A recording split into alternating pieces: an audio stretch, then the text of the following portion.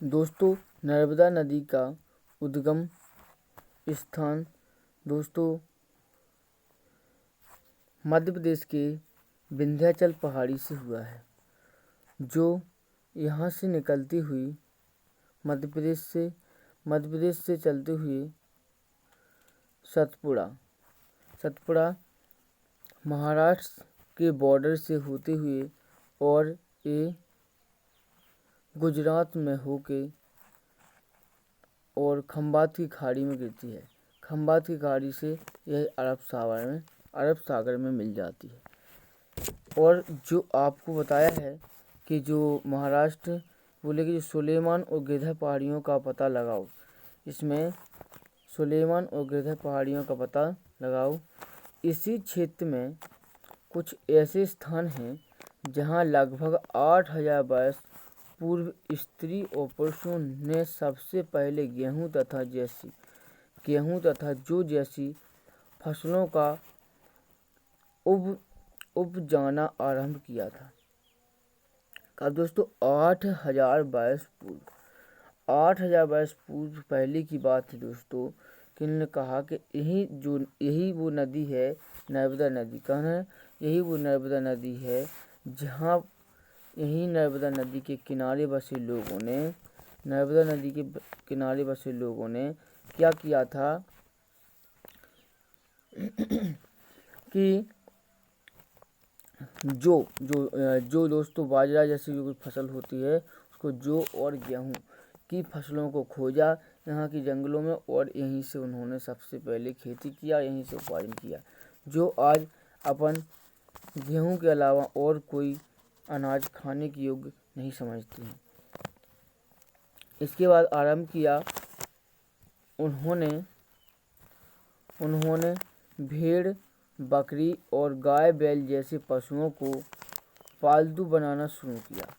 यहीं से भेड़ को पालना और बकरी को, भेड़ यानी दोस्तों उन्हें कहते हैं जो भूरी कलर की मतलब वाइट कलर की होती हैं, और जो अपन क्या बोलते हैं जिसको गाड़र बोलते हैं, और बकरी यानी बकरी को बकरी बोलते हैं, और गाय और बैल जैसे पशुओं को पालतू बनाना शुरू किया।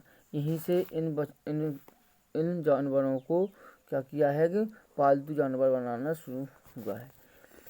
ये लोग गाँव में रहते थे।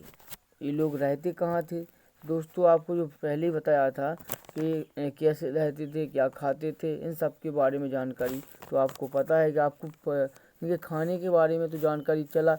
यहाँ इन्होंने ही सबसे पहले गेहूं और जौ जैसी फसलों को खोजा। अब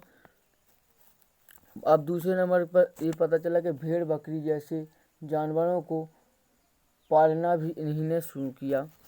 इसके बाद दोस्तों ये लोग गाँव में रहते थे। ये लोग कहाँ रहते थे? गाँव में रहते थे। उत्तर पूर्व में गारो तथा मध्य भारत में विंध्या पहाड़ियाँ देखो का पता लगाया। उत्तर और पूरब में गारो तथा मध्य भारत में विंध्या का पता लगाया। ये कुछ अन्य ऐसे क्षेत्र थे जहाँ कृषि का विकास हुआ, जहाँ सबसे पहले चावल उगाया गया, और वे स्थान विंध्य के उत्तर में स्थित थे। देखो आपको मानचित्र में बताएं, इन्होंने बोला है उत्तर पूरब। तो दोस्तों जो उत्तर पूरब का क्षेत्र है, उत्तर पूरब क्षेत्र, ये वाला उत्तर पूरब, ये पूरब हुए, ये क्या है दोस्तों? पूरब होता है, ये पश्चिम होता है, ये उत्तर होता है, और ये दोस्तों जो नीचे वाला नवीनतम बिंदु है वो दक्षिण होता है। अब दोस्तों यदि आपको इस वाले क्षेत्र को बोलें, इस वाले क्षेत्र को उत्तर पूरब बोलेंगे, और इस वाले क्षेत्र को बोलें तो इसको दक्षिण पूरब बोलेंगे, और इस वाले क्षेत्र को बोलें यदि तो दोस्तों क्या पूरब पश्चिम बोलेंगे। क्या पूरब पश्चिम बोलेंगे? तो इस वाले क्षेत्र को क्या बोलेंगे? उत्तर पश्चिम बोलेंगे। इस प्रकार के क्षेत्र हैं। तो इन्होंने बताया सबसे पहले इनने यहाँ पर खोजा चावल वाला क्षेत्र को इस वाले क्षेत्र में, उत्तर पूरब क्षेत्र में खोजा। जो आपको पता होगा कि सबसे ज़्यादा यदि चावल कहीं उगाया जाता है तो छत्तीसगढ़ को क्या धान का कटोरा भी बोला जाता है। और इन्हीं क्षेत्रों में पश्चिम बंगाल है और छत्तीसगढ़, बिहार, इन क्षेत्रों में चावल की खेती अधिक मात्रा में होती है।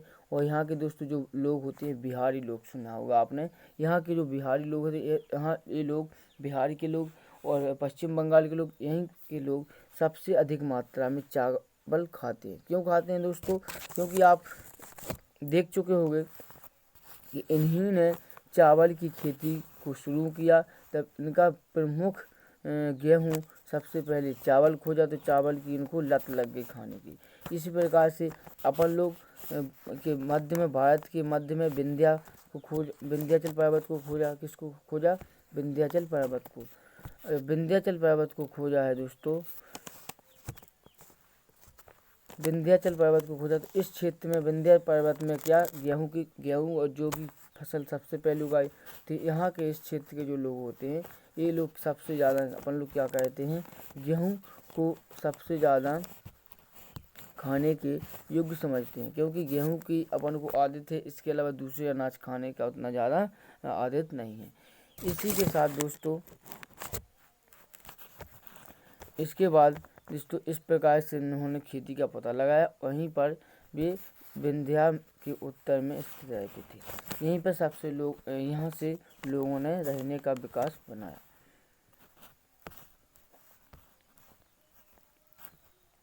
अब मानचित्र में देखा दोस्तों, आपने मानचित्र में देखा कि मानचित्र पर सिंधु तथा इसकी सहायक नदियों का पता लगाने का प्रयास करो। बोले सिंधु तथा, ये दोस्तों है मानचित्र पर सिंधु तथा इसकी सहायक नदियों का पता लगाने का प्रयास करो। तो आपको सिंधु तथा इसकी सहायक नदियों का पता दिखा दोस्तों, ये मानचित्र है। क्या है? मानचित्र। मानचित्र में ये सिंधु नदी है। क्या दोस्तों? मानचित्र में ये सिंधु नदी है। क्या है? सिंधु नदी। दोस्तों जब आप इस वीडियो को देखें तो आप अपने सामने एक मैप रख लें, जो भारत का होना चाहिए, कि भारत का। और दोस्तों भारत का जो मैप होता है उसमें आपको नीले नीले कलर की लाइनें दिखाई देगी, वहीं पर नदियों का नाम लिखा हुआ। तो आप इस प्रकार से उसको समझ सकते हैं। यदि आप बुक लिए हो तो अच्छी बात है, नहीं तो आप मैप को देख सकते हैं। इसी के साथ में दोस्तों आपको ये सिंधु नदी है।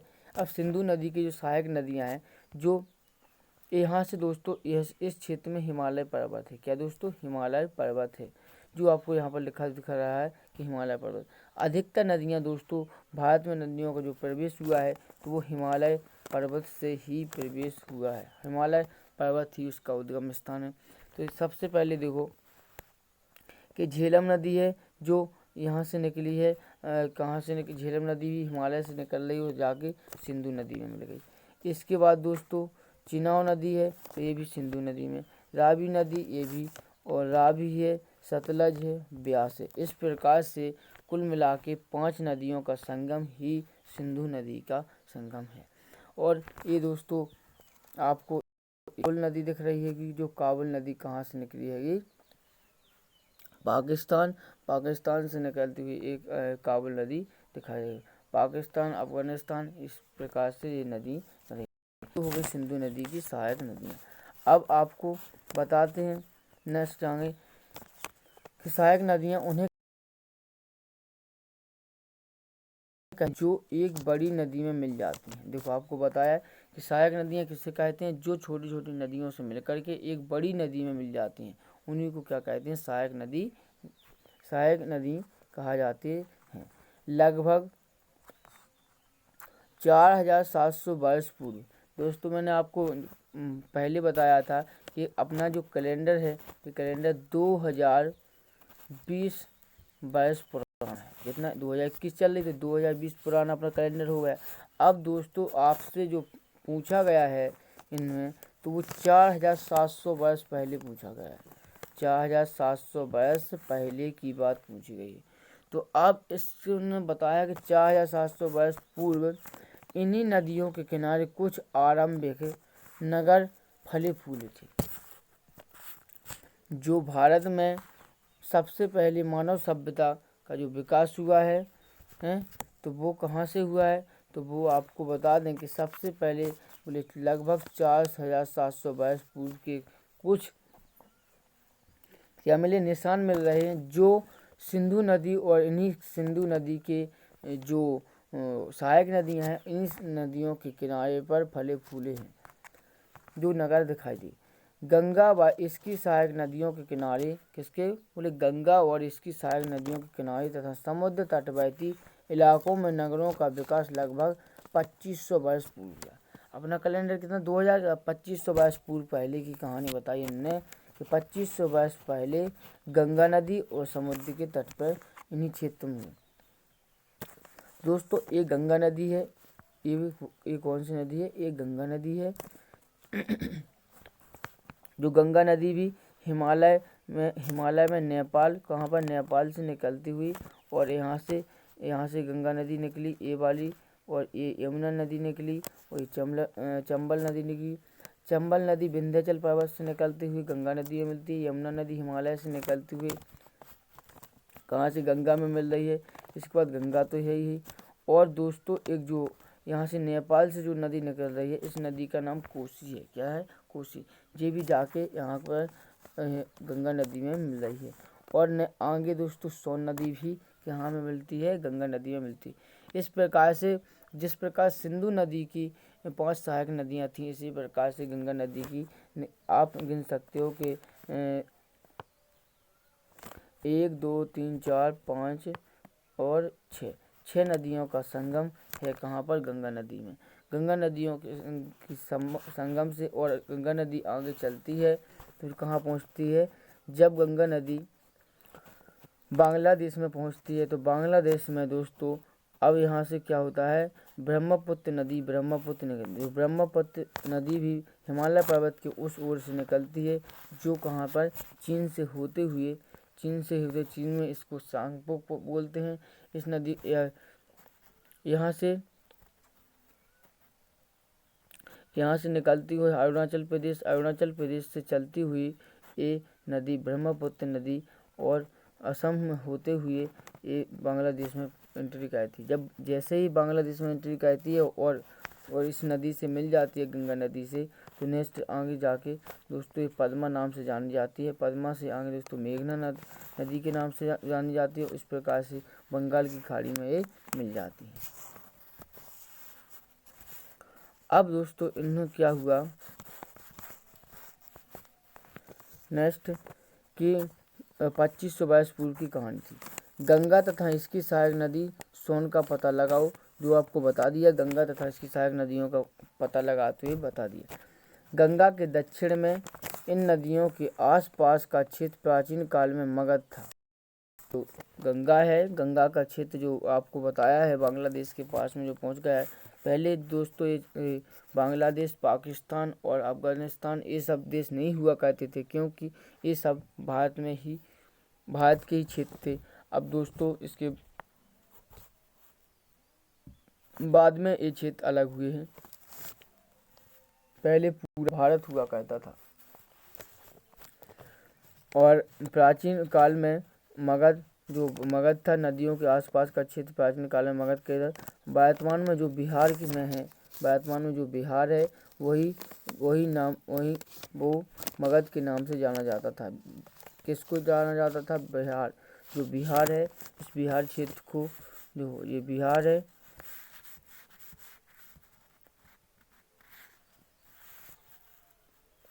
जो बिहार का क्षेत्र है ये वाला दोस्तों,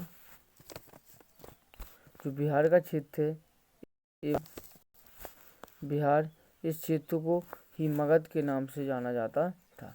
क्या जानते थे दोस्तों, मगध के नाम से बिहार को जाना जाता था। इसके बाद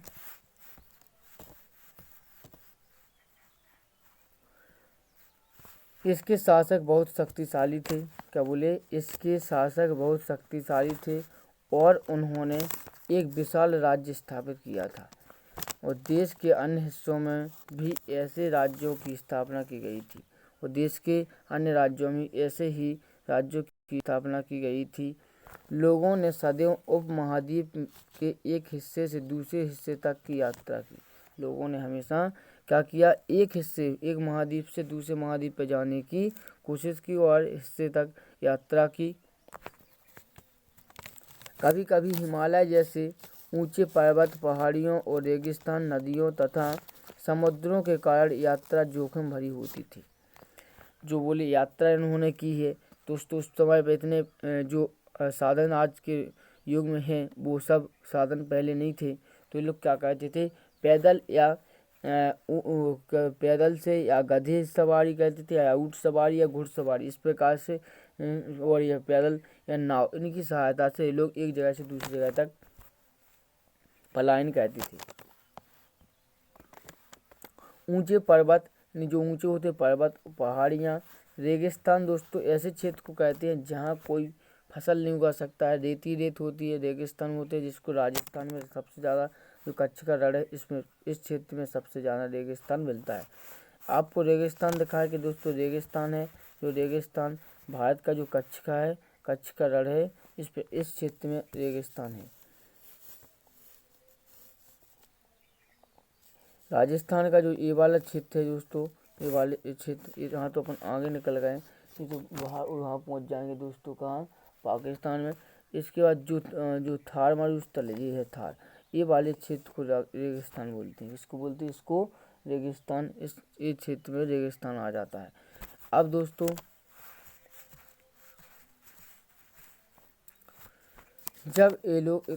जब इस प्रकार से इन्होंने एक जगह से दूसरी जगह जाने का भारी जोखिम पलायन किया, फिर भी ये यात्रा उनके लिए असंभव नहीं थी।